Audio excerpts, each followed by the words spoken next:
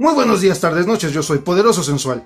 Hoy estaré platicando con ustedes de Gardel, Carlos Gardel, de Muñoz y Zampayo. Y bueno, esta edición que aquí tengo es del 2010, es de libros de El Zorro Rojo. Originalmente, Carlos Gardel se editó en 2 volúmenes en la editorial Futurópolis en el 2008. En el 2009, Planeta de Agostini lo edita un primer volumen en castellano, pero los derechos los adquieren Libros del Zorro Rojo y sale este integral, que es el que ahorita a nivel mundial y en idioma castellano está por todos lados, ¿no? Y bueno, esta historia nace a partir de que en el 2003 la voz de Carlos Gardel es considerada Patrimonio de la Humanidad por parte de la UNESCO. Y ahí comienza también a trabajar en Muñoz y Zampayo una necesidad de trabajar con el personaje. Fueron alrededor de poco más de 4 años en los que los autores se volcaron a trabajar en este título para poder crear esta historieta, ¿no? Esta historieta que ahorita ya está catalogada como novela gráfica. Para comenzar, ellos tuvieron muchos problemas porque se enfrentaban a varias realidades. Por un lado estaba el mito de quién era Carlos Gardel, nutrido por muchas historias y muchas leyendas urbanas, y por otro lado la parte documental, que cuando ellos empezaron a investigar se dieron cuenta que era muy poca. Carlos Gardel había sido tan minucioso en conservar su vida privada, así, privada, que no hay muchos referentes o documentos históricos que puedan dar pistas de ciertos momentos de su vida, ¿no? Perdón. Entonces, con estos materiales ellos empezaron a pues realmente preguntarse por qué Gardel. Y en la historia de Muñoz y Zampayo, Óscar Zárate juega un papel muy importante.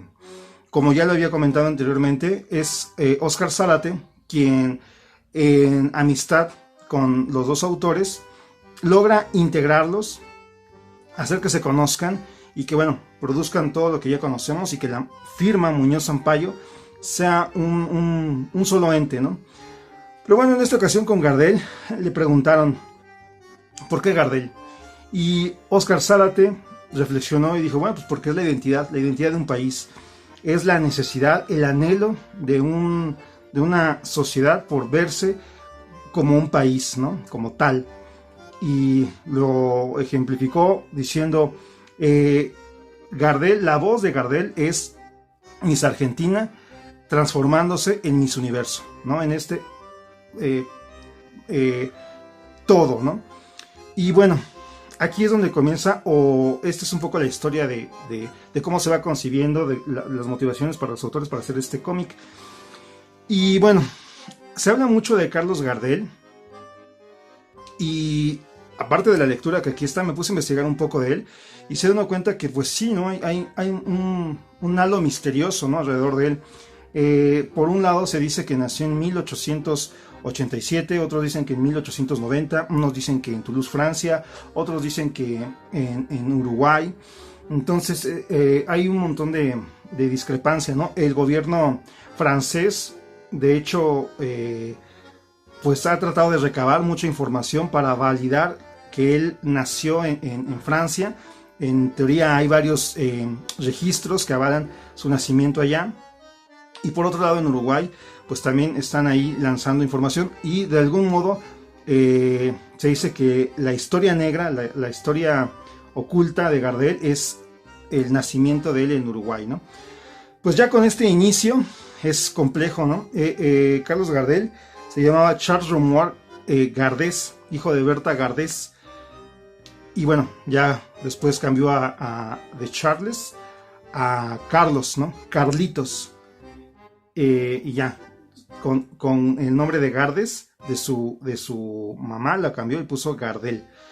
Entonces así él conforma su nombre. Pero vuelvo a esto, ¿no? Hay mucho alrededor, mucho mito. Y lo que sí es que a lo largo del tiempo y de los años, Gardel se volvió una figura representativa de lo argentino. Es así que también en el cómic Péramus de Sasturain hay un capítulo en donde se intenta recuperar la identidad argentina con 10 situaciones, ¿no? Está la calle, está otros elementos, el gaucho, y uno de esos elementos es el cráneo de Gardel, ¿no? Donde necesitan conformarlo, juntarlo, y la misión es recuperar los dientes de Gardel, ¿no? Para completar ese cráneo, casi como reliquia, ¿no? Del Santo Grial. Pero bueno, ese es como un poco el halo y la importancia que hay alrededor de Carlos Gardel en Argentina, y que también a nivel latinoamericano logró poner pues un aporte cultural en todo lo que se estaba haciendo en el mundo, ¿no? Por eso Gardel no nada más es la identidad de un país, sino también la posibilidad de todo un continente latinoamericano de poder decir que existe, ¿no? Y que hacen cosas con calidad. Pero bueno, ya entrando a lo que es el cómic, la estructura me gustó mucho, porque parte de un debate que se llama el argentino ejemplar, ¿no? Y cuando quieren hablar de la identidad del argentino, en lugar de discutir varios elementos, se centran directamente en Carlos Gardel, en hablar en su vida, lo que es de mitología y lo que es real. Y por eso en este cómic al principio presentan dos ponentes. Uno que es un especialista de Gardel y otro que es un historiador. Aquí estamos un poco entrando en esto, ¿no? Este es el presentador y aquí tenemos a los dos especialistas. Y a partir de ellos se empieza a ver lo que es el argentino ideal. Y con ellos comienza, ¿no? Cada uno a hablar, y al momento de hablar viajamos en el tiempo a la época de Gardel. Y cada vez que ellos van hablando y contando algunas situaciones, en el cómic nos vamos yendo al dibujo. Aquí vamos a Gardel. Y bueno, este cómic en eso va, esa es un poco la estructura, se va jugando. Por un lado, es muy rico porque hay muchísima información. Por un lado no sabes qué es verdad y qué es mito, pero todo está orientado a que Gardel pues casi fue un santo, ¿no? Una persona muy amable, muy empática, y que a él mismo no le gustaba indagar mucho en su propia vida, ¿no? Sino más bien vivía el presente y lo que él significaba. Y por eso es muy interesante ver toda la serie de anécdotas que hay acá, ¿no? Precisamente en este rollo de que por un lado estaba el Gardel de Francia y el Gardel de Uruguay. Aquí también hay un personaje que se llama Mervel, que es como pues se puede decir un segundo cantor, ¿no? Un segundo pues sí, artista que quería el lugar de Gardel y que lo siguió por todos lados, tratando de lograr el reconocimiento. Aquí está este. Se supone que también él compuso un par de letras que se les presentó a Gardel, pero que no pasó a más, ¿no? Aquí está cantando. Este es un personaje interesante aquí. En realidad no existió, pero yo creo que se ocupa como ese recurso del otro Gardel. Y aquí mismo desde el inicio, aquí vemos que está Viejo viendo el programa de los dos exponentes, y él mismo dice que no es verdad muchas cosas, porque él estuvo con Gardel y él mató a Gardel. Entonces ahí comenzamos a entrar nuevamente a ver un montón de situaciones para saber qué es realidad, qué es mito, y él funciona también como otro misterio más dentro de toda esta situación, ¿no? Yo creo que aquí agregan todavía una leyenda urbana más para el mito de la vida y muerte de Gardel. Y algo que también está muy interesante aquí vemos a nuestro personaje que comentaba, Mervel, y cómo se entremezcla la realidad con la ficción. Cada vez que se habla en la parte de los recuerdos, ¿no? De estar contando una anécdota y viajar a 1930 algo, vemos esta sociedad, ¿no? Que también está como caricaturizada, como entre real y ficticia. Y eso a mí me gusta mucho porque siento que es una herramienta como para mostrarnos que a veces la memoria nos puede jugar situaciones incómodas y que no necesariamente lo que nosotros tenemos en la memoria es realidad. Puede ser una fantasía que a través de los años se nos repitió muchas veces, que creemos que es la verdad y que por otro lado nos aferramos a esa idea, ¿no? Y tal vez si algún día pudiéramos develar las cosas como son, muchas cosas desaparecerían y nos harían ver todo diferente. Entonces cada vez que ellos viajan como a este pues pasado, en algún punto importante están estos personajes como caricaturescos. Hay otros donde aquí se ve Gardel un poco más pasado de peso, y aquí con los gauchos, ¿no? Echándose como una especie de reta, de hip hop, de que están enfrente y se empiezan a cantar. Y aquí pasa lo mismo, ¿no? Entonces Gardel sin duda tenía una gran voz, pero aquí en esta anécdota lo que pasa es que Gardel pierde, ya que el gaucho tiene experiencias. Lo que él canta, lo que él dice es real, es potente. Y a Gardel le falta mundo. Entonces aquí es una de las lecciones que él aprende, ¿no? Cultivar todas sus experiencias para poderlas cantar. Y de ahí también nace muchos motes, ¿no? Por ejemplo, el zorzal criollo, la sonrisa de bronce y muchas más. Y bueno, aquí decir que también en la vida personal de Gardel, él de joven era de complexión robusta. En una de sus primeras películas, en 1917, él pesaba aproximadamente 114 kilos. Entonces uno de sus productores le dijo: pues estamos bien, cantas precioso, pero necesitamos amoldarte a la imagen que se necesita para este oficio.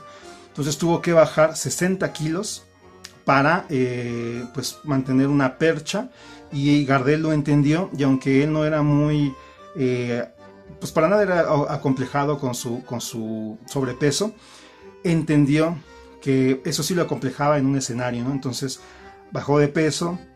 Ahí es donde él empieza con este tema de la goma para peinarse y estar siempre bien presente.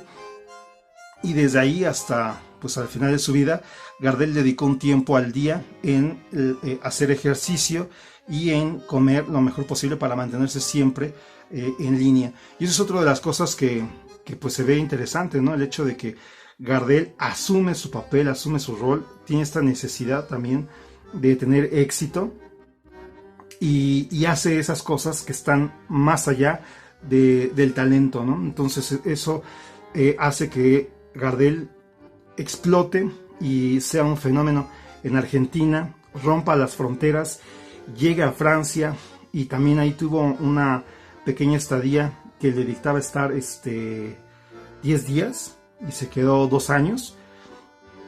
Y después él tuvo que viajar a Estados Unidos, a Nueva York, y ahí él fue no a pedir oportunidades, sino más bien con dinero en mano que pidió prestado a alguna empresa argentina.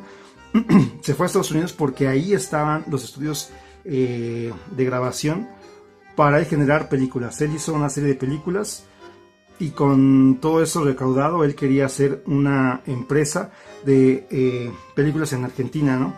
Éxitos Latinos Pictures, si no mal me acuerdo. Y bueno, ese era Gardel, ¿no? Siempre quería hacer todo por ellos, para ellos, por los argentinos, por los rioplatenses. Entonces eso hace que mucha gente conecte con él, y Gardel se vuelva cada vez un sinónimo de lo mejor, de ser mejor. Bueno, y así es como los autores van hilando esta historia, ¿no?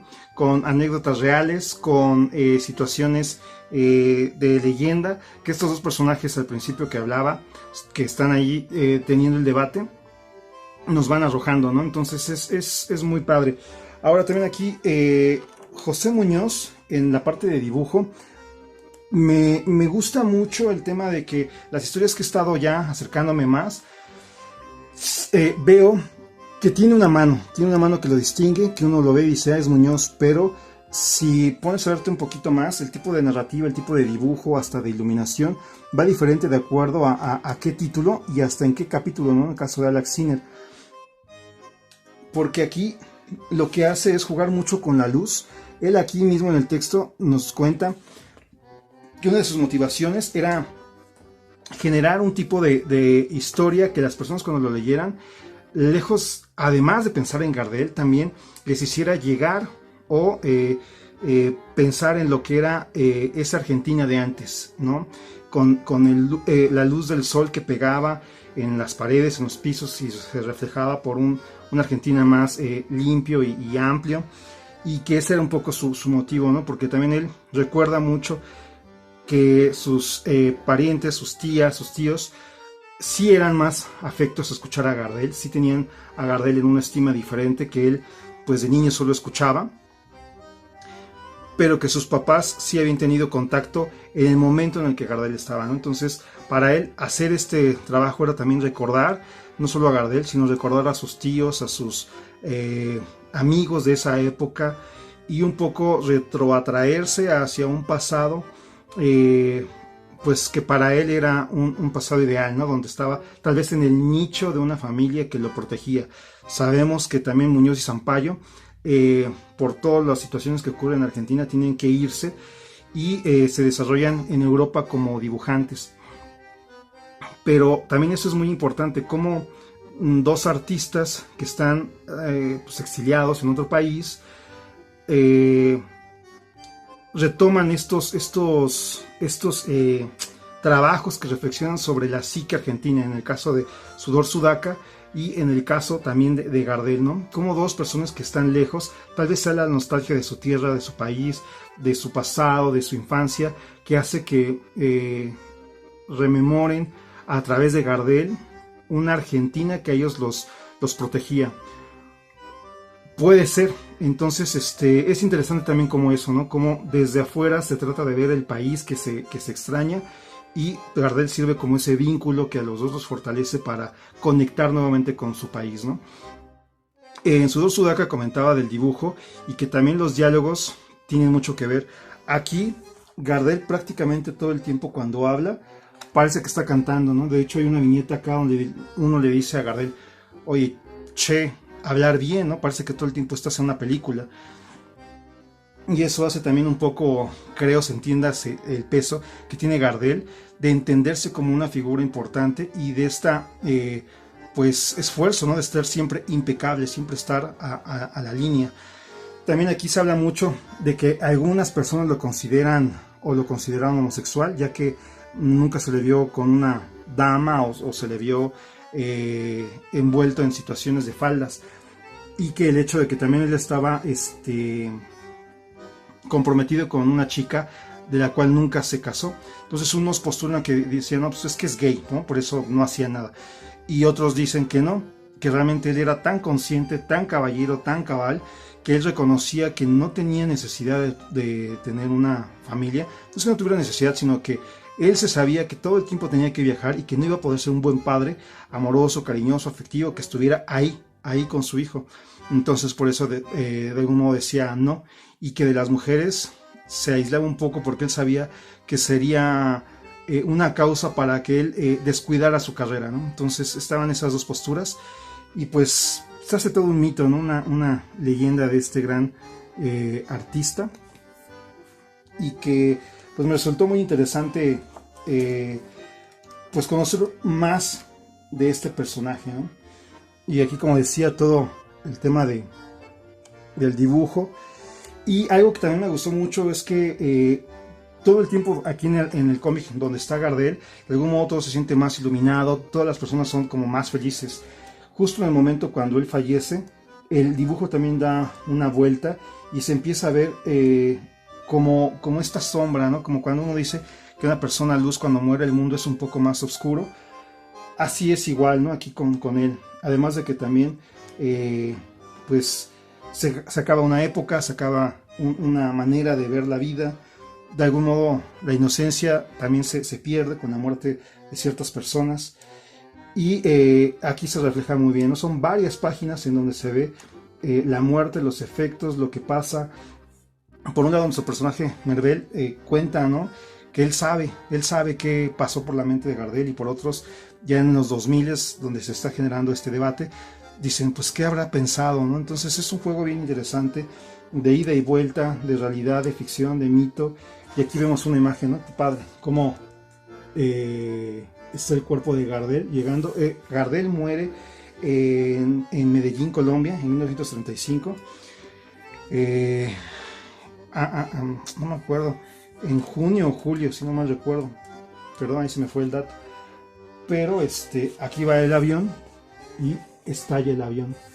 Y de inmediato las personas, cuando se enteran, pues es el sufrimiento, ¿no?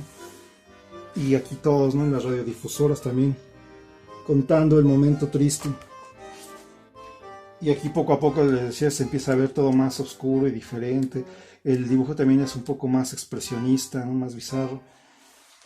Y así, ¿no? Entonces, realmente la parte bella de todo esto es poderlo leer y ir descubriendo todas estas cosas, porque pues una figura pública como Gardel, pues muy pocas cosas se pueden decir aquí que se diga que son spoilers, ¿verdad?